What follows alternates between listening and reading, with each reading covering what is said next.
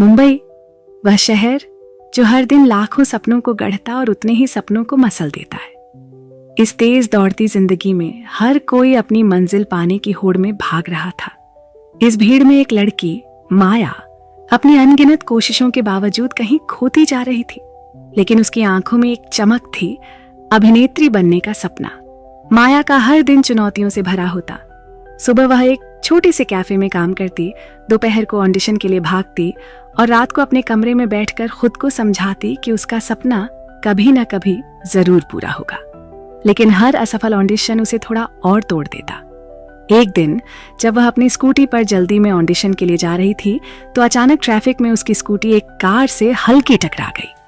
Car से बाहर एक लड़का उतरा। वह नाराज था। आपको दिखता नहीं है क्या? उसने गुस्से से पूछा।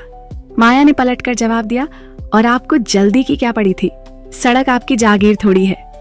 उनकी बहस के बाद दोनों अपनी अपनी राह चले गए। माया उस दिन के ऑडिशन में भी अच्छा प्रदर्शन नहीं कर पाई। घर लौटते वक्त वह खुद से ही नाराज थी। उसी शाम माया की रूममेट्स ने उसे पार्टी में चलने के लिए राजी किया। बेमन से तैयार होकर वह उनके साथ चली गई। पार्टी में माया ने किसी को पियानो पर खूबसूरत धुन बजाते सुना। उसकी उंगलियां जैसे जादू कर रही थीं। उत्सुक होकर माया उस ओर बढ़ी। वह पियानो बजाने वाला और कोई नहीं बल्कि वही लड़का था जिससे माया की सुबह बहस हुई थी। अच्छा पियानो बजाते हो? माया ने ठिठकते हुए कहा।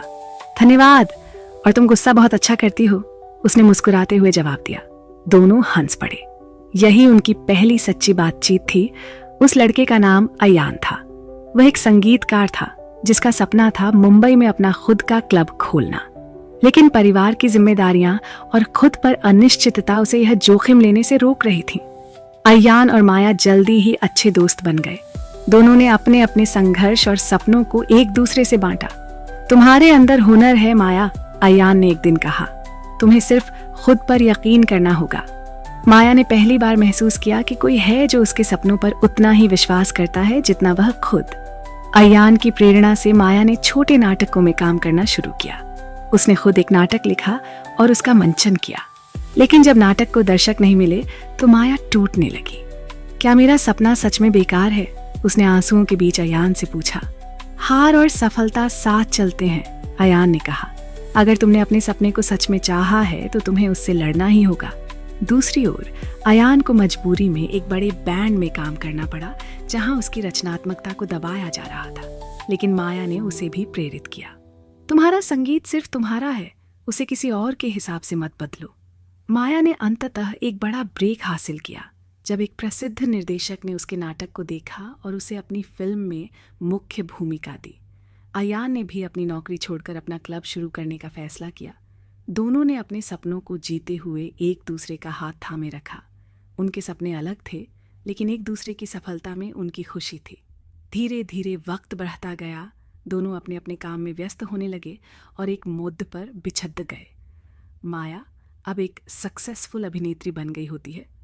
उसने एक अरबपति से शादी भी कर ली होती है। एक दिन उनकी शादी की सालगिरह पर दोनों एक म्यूजिक क्लब में जाते हैं। मैम, क्लब का नाम मायान था, जो माया और अयान मिलके बनाया होता है। ये नाम खुद माया ने अयान के क्लब के लिए बनाया था। वो समझ जाती है कि ये क्लब अयान का है। कुछ देर में खुद अयान अपना परफॉर्मेंस देता है, जिससे खूब तालियां मिलती हैं। एक क्षण अयान और माया एक दूसरे को देखते हुए कुछ देर स्तब्ध होते हैं, मानो वो कभी बिछड़े ही ना हो, वो अब भी साथ हो। लेकिन ऐसा होता नहीं। शो खत्म होता है और माया और उसका हस्बैंड जाने के लिए उठते हैं। दूर से अयान उन्हें देख रहा होता है। माया एक बार मुद्द कर उसे देखती है और एक प्यारी सी स्माइल देती है। इसके साथ ये कहानी खत्म होती है। आगे की कहानी क्या मैं लिखूं?